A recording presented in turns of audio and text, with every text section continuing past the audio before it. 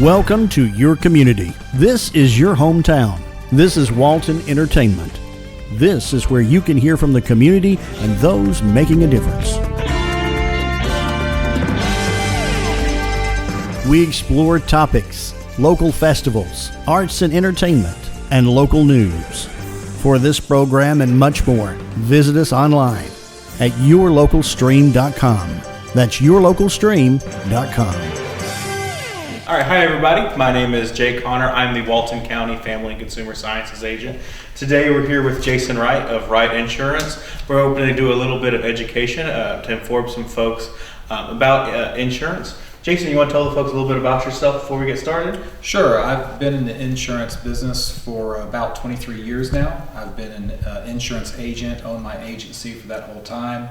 I've worked in a couple of different formats in insurance and have worked across a pretty wide range of different types of insurance products, from home and auto insurance to business insurance, life insurance, long-term care insurance, and all those kinds of things. Awesome. So you're exactly the kind of person we want to talk to today.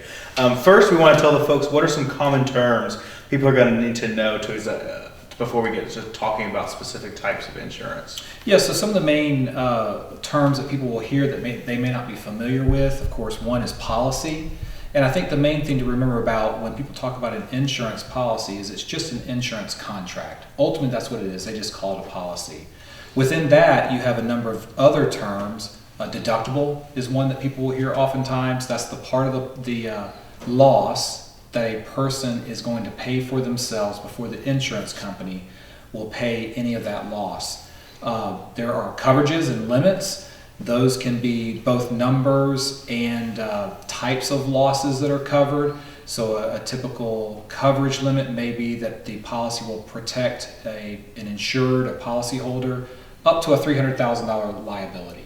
And that's what a coverage is, or a limit is. And then the last ones that I want to mention are losses or perils. In the insurance contract, it has a list of perils that it's insuring against. So it can be like in a home insurance policy, it can be things you might expect: fire, lightning, windstorm, hail, theft, vandalism, all those kinds of things. They're simply called perils. But people think of them, what does my policy cover? And that's what they're referring to. Excellent. Before we start, first thing we wanted to start with was talking about home insurance. If you were talking to a first-time home buyer, what would they need to know about home insurance? Yeah, so a home insurance policy is a policy that is put in place to protect what they own in their investment. So you have a structure that's being insured. A home insurance policy also does other things. It provides coverage for personal belongings inside the house. So if a lot of people will use the example, if you were to pick up the house and shake it, everything that falls out is probably personal property, and that's a separate coverage within the policy. Another main coverage in a policy is liability coverage. Think of it as almost like slip and fall protection. If a guest comes onto your property and they trip over an extension cord and fall and hurt themselves, you may be legally liable for their injury, and the policy will protect you from that liability. And then it has other coverages and what have you that are in it also that can be very valuable. Loss of use is one of those coverages. It will pay for somebody to live somewhere else if they can't live in their home while a coverage repair is being made, and some things like that. So that's the general structure of a home insurance policy. So how is a home insurance policy going to be different than a renter's insurance policy that some folks may be more familiar with? Yes, that's a great question. A renter's insurance policy is really only focused on two main coverages. One is personal property coverage. So all of your furniture, furnishings, clothing, pots and pans, all those things that you would take from your apartment or the home that you're renting to somewhere else is personal property. And then also renter's insurance will have liability coverage. Again, if someone comes onto the property and they are injured because of something that you do, then you may be liable for their injury, and renter's insurance will protect you from having to pay that claim. A renter's insurance policy can also pay for someone to live somewhere else if where they're living is damaged. So we often hear on the news about an apartment fire, and we always hear the American Red Cross is out here to assist people who are displaced. If you have renter's insurance and you have proper coverages, it will pay for you to live somewhere else. You can just go to a hotel that night, get settled, and worry about things the next day, and that insurance policy will probably reimburse you for that. Now, deductibles come into play and all that. Contrast that with a home insurance policy. A home insurance policy has those coverages in it also that a renter's insurance policy does, but it also has coverage for the structure. It's called the dwelling. Think of it as the box that you live in, all the floors, the walls, the ceiling, the roof, all those things. And it provides coverage to repair or rebuild those items if they're damaged in a covered loss. And then a home insurance policy can also have coverage for what are called different things, other structures, appurtenant structures, but they're structures that are not the dwelling, that are on the property. It can be a detached garage, a shed. She sheds became popular a few years ago, and people put a lot of money into these things. Detached fences or fences around property. Those can all be detached structures that would also have coverage in the home insurance policy that are not going to be in a renter's insurance policy.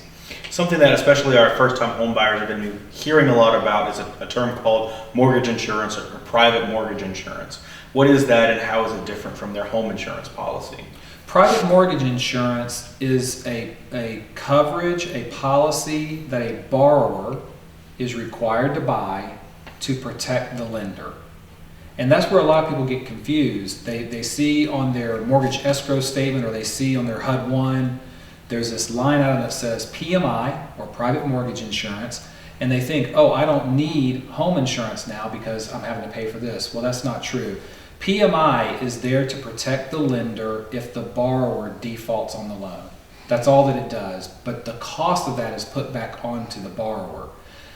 Home insurance is different. A lender is going to require what's called hazard insurance, and home insurance is technically different, but it satisfies the requirements of hazard insurance. At its core, hazard insurance is about protecting the investment that the mortgage company is making. All they care about is that structure or any other collateral attached to the structure, and that's all that hazard insurance is going to take care of for them, and it's not going to take care of it for the buyer. The borrower is going to only take care of the mortgage company.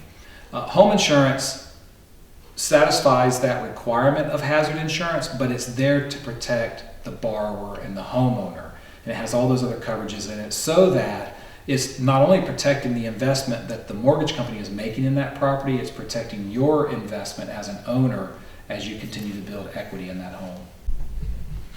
All right, so in regards to home insurance, what are some examples of some losses that are going to be covered, and what are some examples of losses that aren't going to be covered? It's a good question. So the things that you probably would expect are covered are going to be covered in most home insurance policies. Things like fire, lightning, windstorm, hail, theft, vandalism. There could be some other things in there.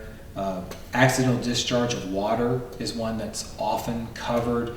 That's different than a water backup and overflow. That sometimes is not going to be covered, or you have to have an endorsement to get that kind of coverage. And it can even get into why the backup happened, if there's coverage or not. So the language within the policy becomes very, very important. And as another thing is that not on a declarations page, you can see all the things that are listed for the coverage limits, like the dwelling, and those numbers between two different companies can match, the liability limits can match, but it's the language within the policy that really matters. And it's really tough for a consumer because the consumer is not going to read through all that to understand it. That's the advantage of, again, a professional insurance agent to guide them through that. But other things that are not going to be covered, flood is never covered on a home insurance policy, and what that means is when it's raining and water hits the ground and then somehow it comes inside of a house, that's a flood. The pipe bursting upstairs and then draining downstairs, that's an accidental discharge of water, which is covered by a home insurance policy usually, but a flood is not covered. Earthquake is not going to be covered. Intentional damage is not going to be covered. That goes into fraud and some things like that. So those are some of the things that are typically covered and some of the things that are usually not going to be covered. Wonderful. You got it? Good. Awesome. Great. All right, so we're going to keep moving forward. We're going to start talking about car insurance. What would folks need to know about their car insurance policy? There are three main parts of an auto insurance policy. So the first part is liability coverage. It's the part of the policy that pays someone else if you're liable for their injury or the damage to their vehicle or their property.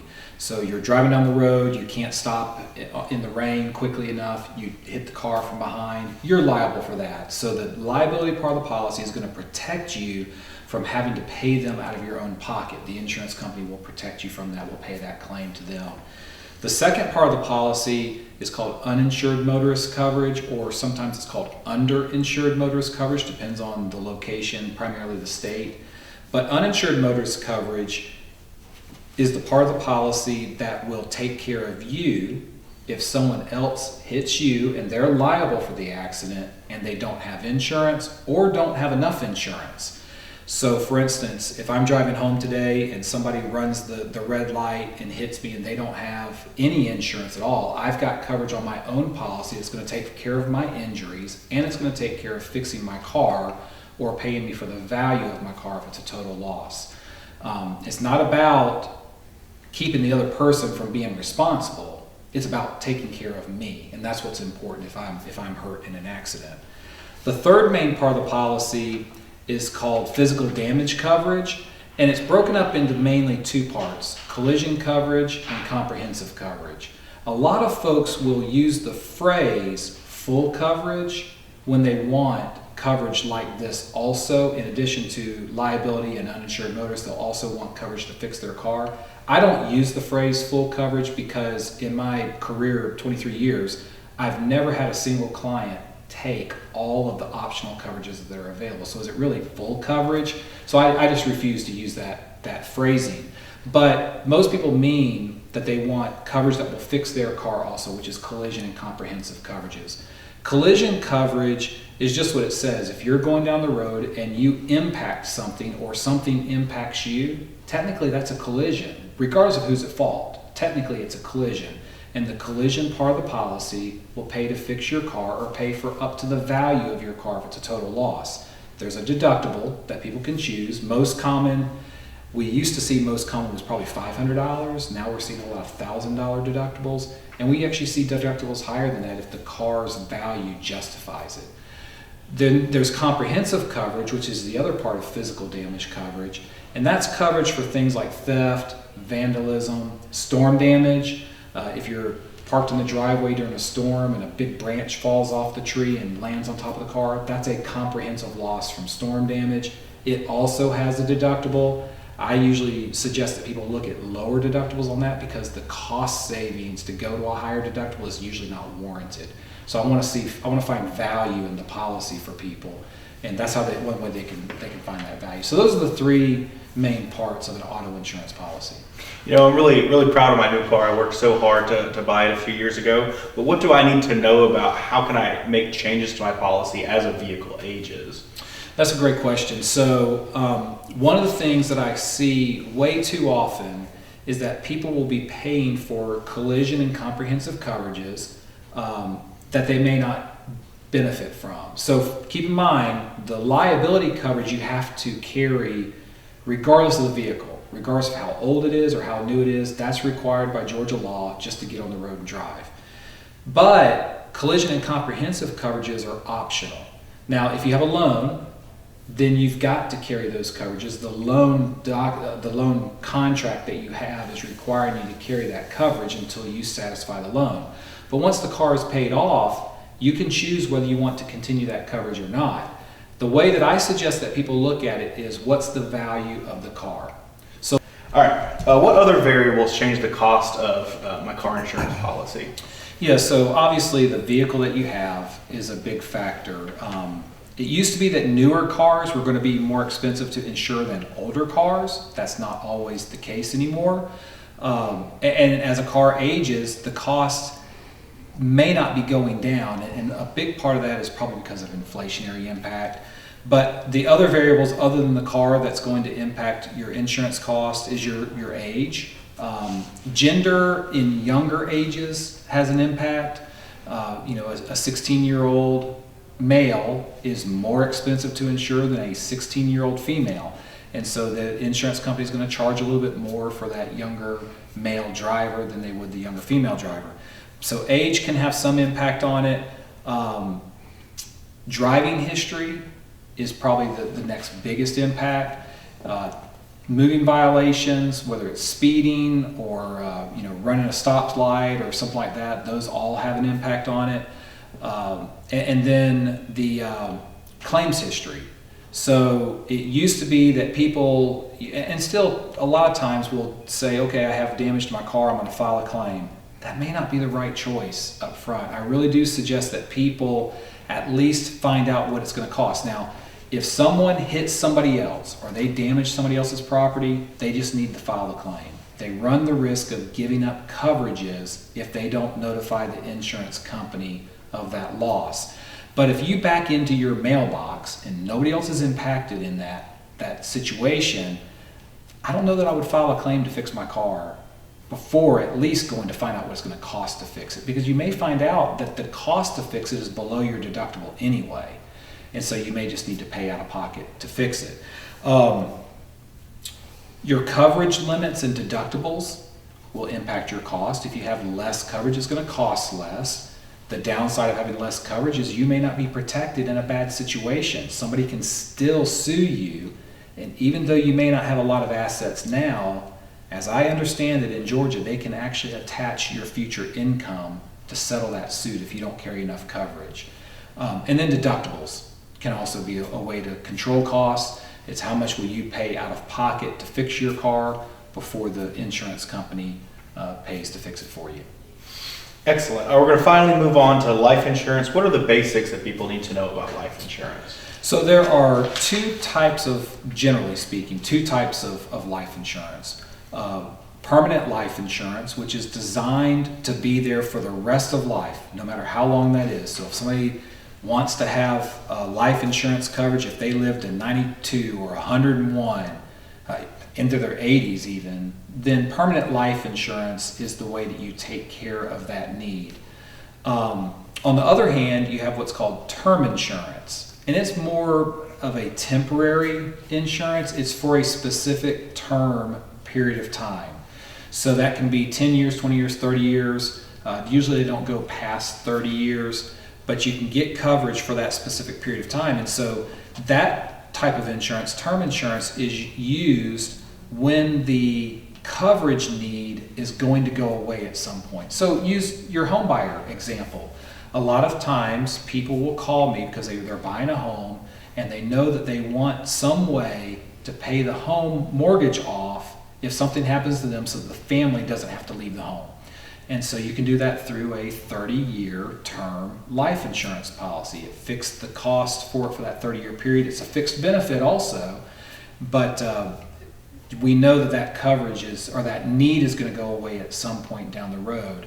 Other common examples are education expenses. If we know we want to make sure that that their children can go through college, well, if the youngest child is newborn, well, then you don't need coverage past about 22, 23 years because they're going to be through college at that point. And so you can get a term insurance policy for that, which is more cost effective than a permanent insurance policy. All right, now why is life insurance important? And, to be a bit frank, we're all going to die, so why do insurance companies sell it to us? Yeah, so life insurance is important because people are often relying on the incomes that we have. So for instance, in my household, I'm married, I have 4 children.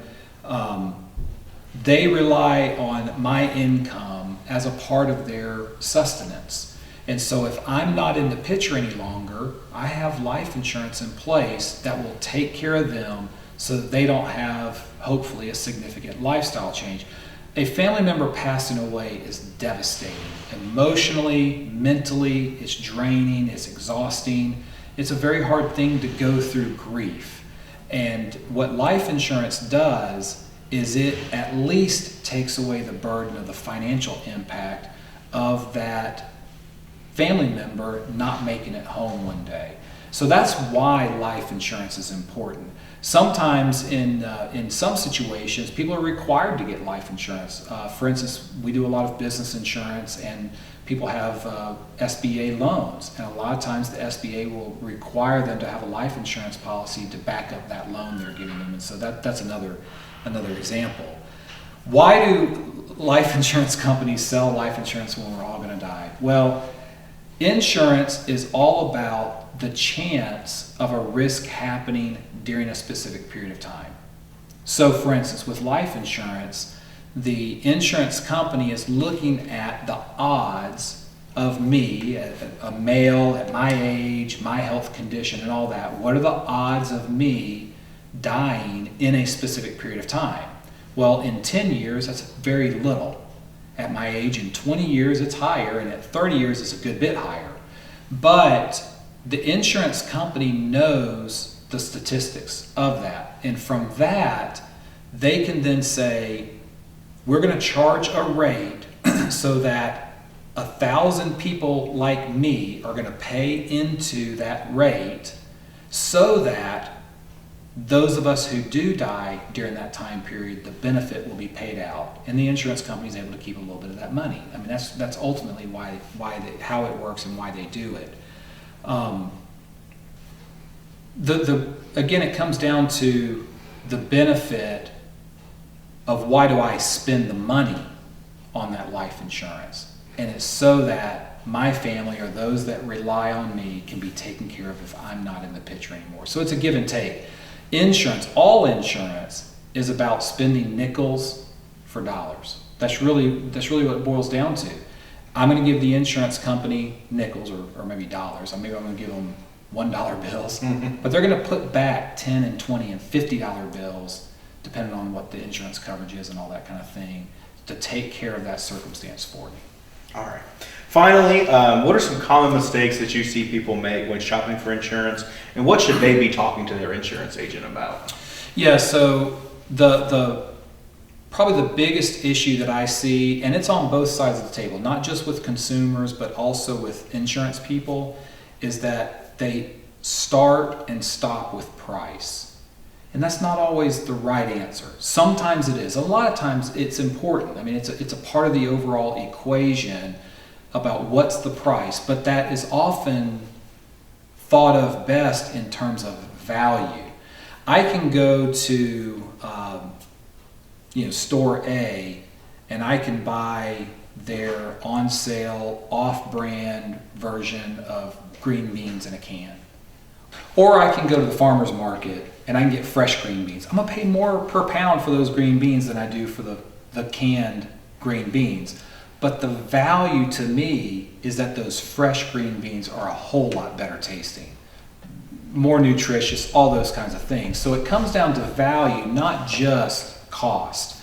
So that's one of the issues that we often see. And unfortunately, too many people on my side of the table are only showing based on cost, and they're not taking the time to actually educate people so that they can make the decision about what's best for them and their family.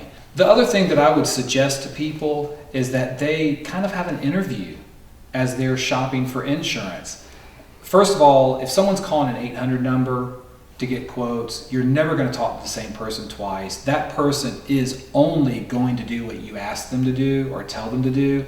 They're not going to make sure that what they're doing for you is actually what's best for you. So sometimes that has to happen, and that's fine. But when you start getting local with an insurance professional, take the time to almost interview them. Find out about their experience. Find out what they enjoy doing. Find out how they interact with people based on how they're interacting with you. I promise you, if you feel like you're just a number and you're just another piece of work that they're moving across their desk, when it comes down to crunch time, you're probably not going to feel any differently. I've gotten that call at 4:30 in the morning from a client that their house was burning to the ground. And I could tell them with complete confidence, you don't need to worry. Because I knew that I had done everything correctly based on what they wanted to happen and based on what was best for them. And I could go about my day without having to be concerned that something was going to jump up and bite them. But that's the important part of it, is making sure that the person that you're talking with really cares about you, really wants to understand what's best for you, and then show you how that can be achieved. Now, that may not be affordable, and that's fine, but at least then you have a starting point to say, okay, I need to cut costs, so how can I cut my costs some? And then they can advise you about ways to do that, so that ultimately you're making the decision about what you want, how much you're willing to spend, and then what risk you're willing to take on yourself. The other aspect of insurance professionals is that you have kind of generally two types of insurance people. You have what are called captive insurance agents that only represent, or primarily only represent, one company. They're only going to offer that as the solution for someone. They're only going to offer their options and that policy to someone. And they are legally an agent of that company. They are representing that insurance company legally. On the other end of the scale, you have what are called independent agents. And those agents will represent multiple companies. They may be acting as an agent for an insurance company, but they're also acting almost like a broker, and sometimes legally as a broker for the consumer. And so in that case, they're representing the consumer to the insurance company and then providing to the consumer what the insurance company is willing to offer. And so it can be some different ways of interacting there. The biggest advantage, I think, of an independent agent is that they often represent multiple companies. So in our office, we work with about a dozen home and auto insurance companies, and so we're able to check the market over a wider area of the market. Now, we may just come to a person with one option to propose to them, but we've oftentimes checked all those different companies to see what the best option is. So it kind of gives the consumer an opportunity to shop a bigger part of the market with just one agency or one person. All right, awesome. Thank you so much for your time, Jason. As always, this is for educational purposes only, and we would encourage folks to make smart decisions and converse with their insurance agents with what's going to be best for their family. So, Jason, thank you so much for your time. Gladly.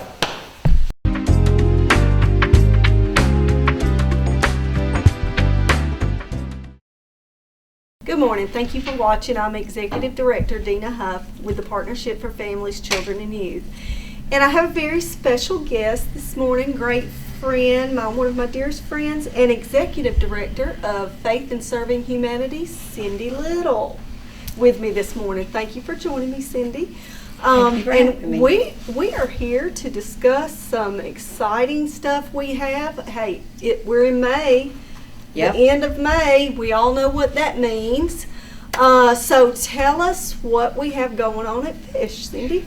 Well, school's fixing to be out, so that means our sweet babies will be home, and we have some of our children that the families are struggling, especially now with the gas prices being so high, and so we will be kicking off our summer feeding program that we've been doing for almost 18 years. We make sure that the children of Walton County do not go without something to eat during the summer.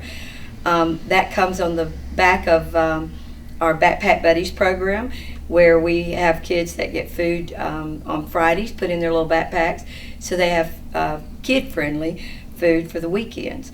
So we're very excited. If you'd like to volunteer and be a part of the Fish for Kids program, which is a very popular place to volunteer, you'll need to go to our website, www.fishofwalton.org, and sign up for your time and day there. It's a great opportunity for families to serve together. The little ones love to help put the meals in the bags and tie them up and get them ready to go out on the road. We are unique in that we do deliver to all of our children. So we deliver door to door. If your children are in need and you do not, we start the Wednesday after Memorial Day. And so if you do not see the cars come through, and you'll look for them between 11:30 and 12:30, you can call the 770-207-HELP 4357. And there's a phone tree on there, and there is one for the Fish for Kids program, and you can call and leave a message there and your address. we want to make sure every child has that opportunity this summer. So we're really excited. We're actually going to have an ice cream social on May 22nd, Friday, 6 p.m. If you'll come over there to 424 East Spring Street, which is where the thrift store and behind it is the Fish for Kids building. Udder Butter will be there, and we're going to have some ice cream. We're going to pray over our Fish for Kids summer program and just give you some highlights and more information about it. So if you'd like to come and be with us as we pray off our summer, just be there May 22nd, 6 p.m. At 424 East Spring Street. Awesome. And if you've not had the opportunity to volunteer at Fish, it's quite rewarding. I would say I've been on multiple ends of it for many years. Even when my kids were younger, they were able to go on routes with me. But as far as assembling the sack lunches to delivering, it's such a rewarding experience, and it makes you just want to get out and visit all day, which we know we can't do that, but because we have more meals to deliver. But it's a great experience, and you're normally finished, I would say, by 12:30, 1 o'clock if you decide to deliver. But you will need to, if in going from experience, or saying this from experience from last year, they did have to turn some folks away because we had so many folks in there volunteering at one time. So they do encourage you to go online and sign up, so you'll have assigned days or dates Right. that you want to volunteer. So it's such a fun experience for everybody. So thank you all for what you do for the kids, and you do have a golf tournament coming up, and I know Yes. you're probably full with that, but you would still take donations. Yes, May For the summer. 18th. And you can go online if you'd like to sponsor a child for the summer. $75 will feed a child for the summer, and provides them also with a very nice hygiene kit. We have the nice little zip-up kit so they can keep all their little things together. It comes with a little washcloth. It has soap with the little plastic container to put it back in. It has a big size shampoo, a big size toothpaste, toothbrush, hairbrush, all of these things so that these kids have what they need. And it's really important because the families, when you go and buy hygiene items, very expensive. Mm-hmm. Families just can't do it. So we're really excited this year that all of these things will be given to these kids, and we're thankful for our 18 years doing this. And the golf tournament, you can go online and sign up for that. I'm not sure for full yet, but we're getting close. Yeah. We want to thank Chick-fil-A. They sponsor our breakfast, and Longhorn sponsors our lunch for the golf tournament, and Blue Hound Printing, Striplings. Let's see, who all is helping us out this year? Udder Butter is helping us with the sponsoring a hole. Josh Little with Edward Jones is also sponsoring a hole. Let's see, just a lot of folks. I wish I'd brought my list with me. So just look for any information that you'd like for that. There again, you can dial that 207-4357 and ask for any information there. So we're just really excited about our summer feeding program. We're also excited because we're now going to be opening a food pantry in Loganville at our warehouse. So those that are receiving from us that are in the Loganville youth between Walnut Grove area can go there and be closer to them, especially with these gas prices so crazy. Mm-hmm. So we're really excited about that. Just a lot of great things are going on. The thrift stores are doing really good. Please note that we now do the first Wednesday of the month as our 50% off sale, and we thank you guys for your support there. The thrift stores pay all of our overhead, so that 100% of your donation goes to serve people. None of it's going to the light bills and things like that, and that's very, very important to know where your money goes. That every dime is touching a life and changing a life. Whether it be the elderly that we serve, that we deliver food to. We have our soup kitchen. It was over on Hammond Drive at Lifebridge. The soup kitchen is now in my office at 424 East Spring Street. We have a meeting area there, and we have converted that. And so the soup kitchen is open Monday through Friday. We start serving at 11:30 and stop serving at 1. The volunteers there just do a fabulous job and make really great meals, and we appreciate all of them. And just want to do a shout out to my sweet husband Kenneth Little and Mr. Phil Acock for the last 12, 14 years. They are our hot dog cookers every Friday for the kids during the summer. So I just want them to know they're appreciated for that as well. But always great opportunities throughout fish medical and fish dental. We're needing RNs, we need phlebotomists, just hygienists. If you can give us, if it's just an hour a month, it's deeply appreciated. But we are really in need of extra volunteer help at both the medical and the dental. So if you have any of those expertise, or if you are a secretary in a medical field and maybe you've retired and you could give us a couple hours a week, we would love to help us with that. We're busy. We have a lot of people without insurance and struggling, and we're thankful for Fish Medical and Dental and what they do. Especially lives are changed and saved. We have several that we've diagnosed with cancer that are getting treatment now and got them on emergency Medicaid so they can proceed on.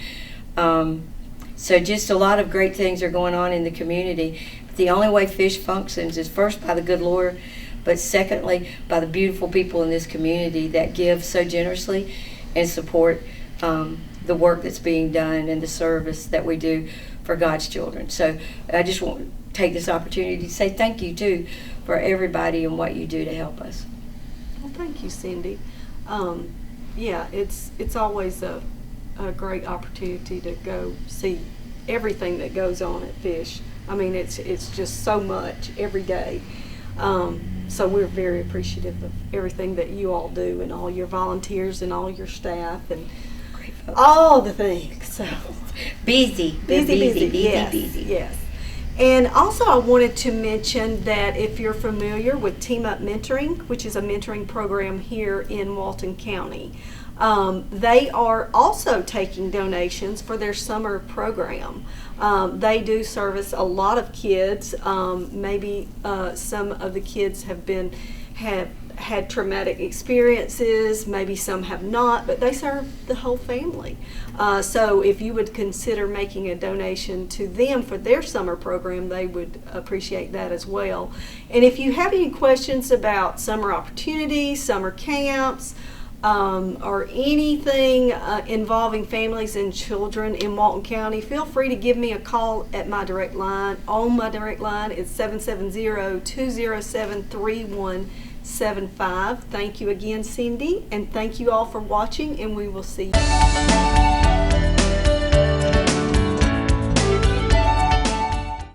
Hello, I'm Kenny Sargent with Keep Walton Beautiful in the Walton County Recycling Center. I want to thank everyone for tuning in. Also wanted to take a minute to recognize the city of Walnut Grove, and in particular Walnut Grove Elementary. Saturday, April 25th, they held their second annual Recycling in the City Day. And I really just wanted to make sure that I recognize them. This was an event that was created and thought out by a Walnut Grove Elementary third grader last year, and so now we were into our second annual event, and it's something they've kind of grabbed a hold to and really ran with. And really excited about the future of what we're going to be doing there. And also wanted to use it as a time to invite any other schools that are looking for a way to do an event like this, a recycling day, or some kind of environmental education day through the school. Keep Walton Beautiful would love to partner with you to put something like that on to help you start a recycling program in the school. So If any of you teachers or any other civic organizations out there are looking for something like that, please give us a call here at the Recycling Center, 770-267-1421. And again, just wanted to thank Walnut Grove Elementary and the city of Walnut Grove for a great event, and I look forward to partnering with you in the future. Also wanted to make everyone aware we are having a shredding event in the city of Loganville on Saturday, May the 9th. It's from 9 to 11 there at the City Hall in Loganville. If you've got any old documents that you'd like to get rid of, feel free to come out on that day and we'll get those taken care of properly for you. We are looking at scheduling a shredding event here at the Recycling Center in Monroe. That date hasn't been set yet. At this point, they're pretty booked up. So we may be looking late summer, very late summer, or very early fall at the latest. So I will keep you posted on that going forward. I also wanted to remind you that yard waste can't be brought here. We can't accept it. It can't go to the landfill we use. There are 2 other inert landfills in the county. We would be more than happy to direct you to the one nearest to you. But we're having a ton of limbs and grass clippings and trees brought in right now. And we simply can't take it, and we're having to turn people around, and we never like doing that. So going to try to catch everyone on the front end to avoid that happening. And like I always do, if you've never been out to the Recycling Center, come out, let us show you around, help you get started recycling. We can answer any environmental questions you have. Come out and see us. Give us a call. Again, our number is 770-267-1421. Be happy to talk to you and help you out in any way we can. Until next time, take care.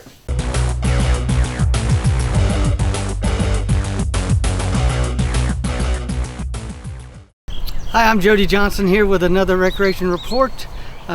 School is about to get out. We're here in kind of the middle of May. It's always a busy time for a lot of families with graduations and end of the school year and vacations coming up. We don't want you to forget about your neighborhood parks. We have them at the Grove. The splash pad's about to open here in the middle of May with a couple of pavilions there. Nice pavilions at the Grove, and all over the parks that we have nice places for you to have your reunions, your birthday parties, great playgrounds. So go on our website or go to one of our community centers if you want to reserve one of those pavilions. It's really a busy time for our department to get all those things in order for everybody to have it organized and clean, and that's what we want to provide for you here at the Recreation Department. Our summer and our fall registration is going on. I know we're thinking spring right now, but this is the time we start registering for all of our fall sports, and it's registering now through around May 15th, and that's for your football and your cheerleading, fall baseball, softball, volleyball, soccer, cross country, all those sports all at one time. I think we have 8 different programs going on in the fall. It's our busiest time of the year, and we're spread out all over the county. Again, which usually with some of those team sports, we do organize those teams in the park that you want, and then we usually play some type of countywide schedule to make it a little more convenient, where you practice and play most of your home games, and then you may play a game or two at a different park just to get a different aspect or a different team you're going to get to play against. So again, a lot of programs going on. Pickleball is really booming these days. We have the courts at Criswell Park. We have the courts out at, there's some down at South Walton. We have the ones at Ayers Park there next to the splash pad. We have 12 there.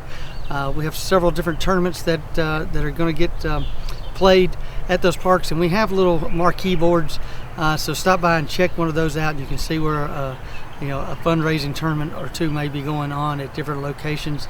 We are in the construction phase at Meridian Park, where we're going to build 12 more pickleball courts.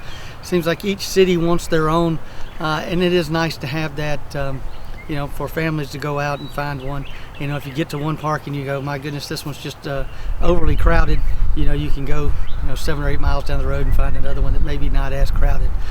Most of them have lights that we keep them open till about 10:30, 11 o'clock at night, and then the timer will go off and then you can't utilize them afterwards. But on these hot summer nights when it's just too hot at 6 o'clock to go out there and play, you can wait till just after dark and go out there and play a little bit and get that exercise that we all need. So make sure you go to our website at waltoncountyga.gov. It has all our information about registrations and the amenities at the parks.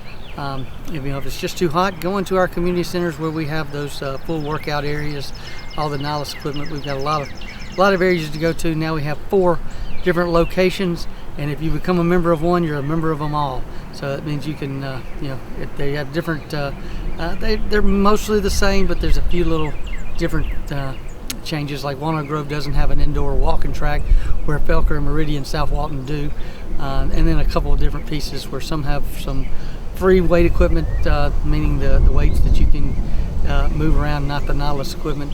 So most of the other 3 have it, and that's something that Walnut Grove doesn't have yet. So just check out the facility you like the most, and maybe you like the outdoor amenities that go along with this park. But check out our website and come see us at the parks. So until next time, thank you very much.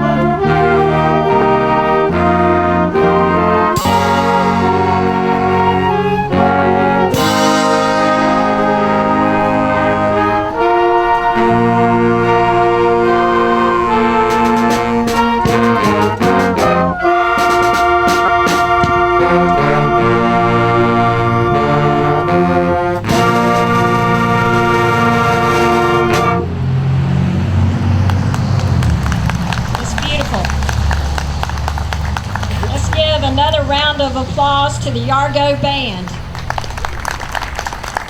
Thank you so much for coming. We do appreciate it.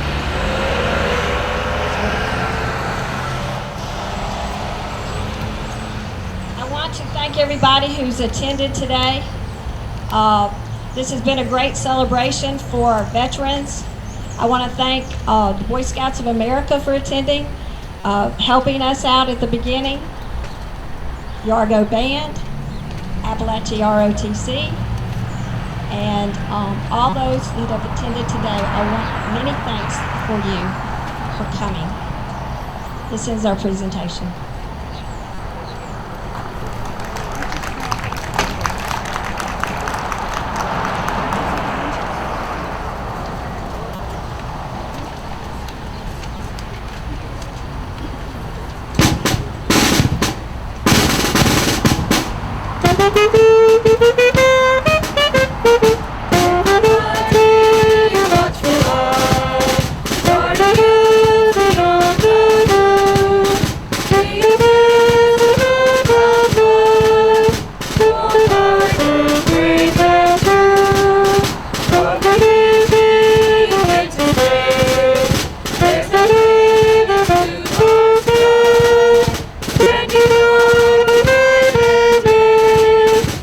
The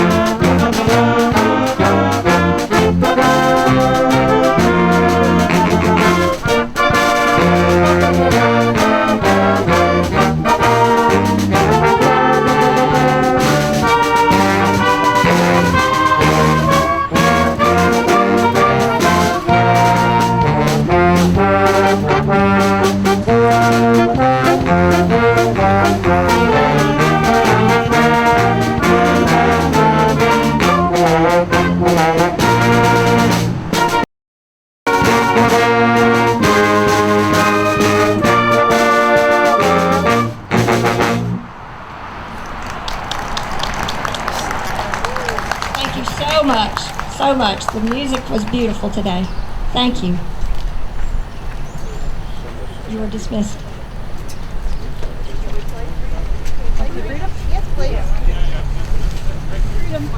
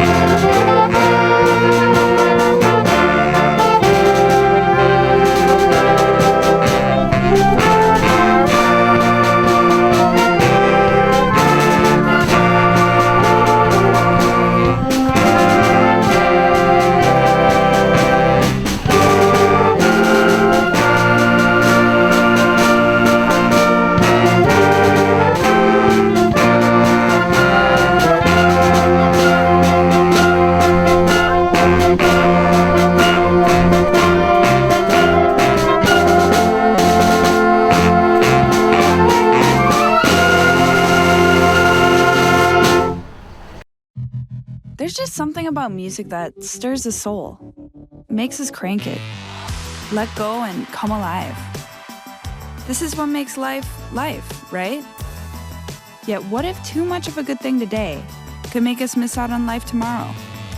1 in 5 American teenagers now has some type of hearing loss. Loud noise is the most common cause. And these days, we're plugged in louder and longer than ever. Let's hear for life. Turn the volume down. First, they said cigarettes were safe.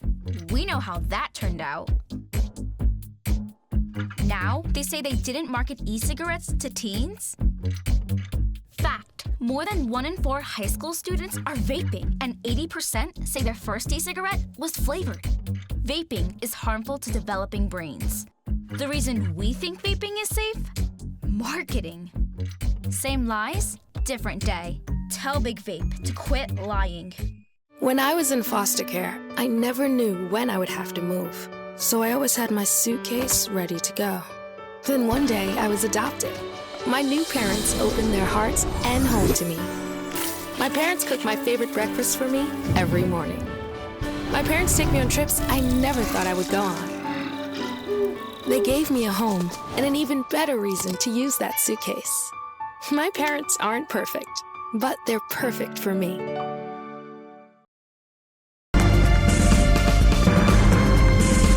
Welcome to your community. This is your hometown. This is Walton Entertainment.